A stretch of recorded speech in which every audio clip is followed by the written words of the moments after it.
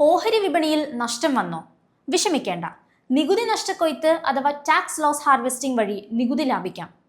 ഉദാഹരണത്തിന്, രമേശൻ എന്നൊരാൾ ഈ സാമ്പത്തിക വർഷം ഒരു ഓഹരി വാങ്ങുകയും വിൽക്കുകയും ചെയ്ത വകയിൽ 1,00,000 രൂപയുടെ ഹ്രസ്വകാല മൂലധന നേട്ടം അഥവാ ലാഭമുണ്ടാക്കി എന്ന് കരുതുക.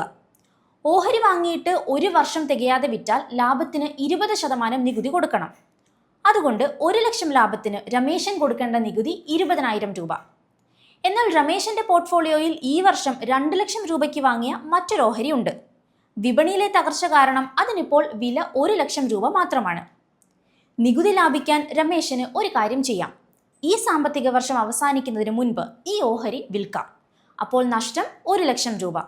ആദ്യം കിട്ടിയ 1,00,000 രൂപയുടെ ലാഭവും രണ്ടാമത്തെ വിൽപ്പനയിൽ വന്ന 1,00,000ന്റെ നഷ്ടവും തട്ടിക്കിഴിച്ചാൽ മൂലധന നേട്ടം അഥവാ ലാഭം വെറും 0. നികുതി കൊടുക്കേണ്ടതില്ല. ഇതാണ് നികുതി നഷ്ടക്കൊയ്ത്ത് അഥവാ ടാക്സ് ലോസ് ഹാർവെസ്റ്റിംഗ്.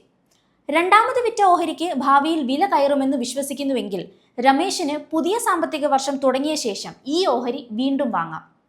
ഓഹരികളുടെ ഹ്രസ്വകാല മൂലധന നേട്ടത്തിന് മാത്രമല്ല, ദീർഘകാല മൂലധന നേട്ടത്തിനും മ്യൂച്വൽ ഫണ്ടിന്റെ കാര്യത്തിലും ഈ രീതി സ്വീകരിക്കാം. വിപണിയിൽ വലിയ നഷ്ടം നേരിട്ട ആരെയെങ്കിലും നിങ്ങൾക്കറിയാമെങ്കിൽ അവർക്കും ഈ വീഡിയോ ഷെയർ ചെയ്യാൻ മറക്കരുത്.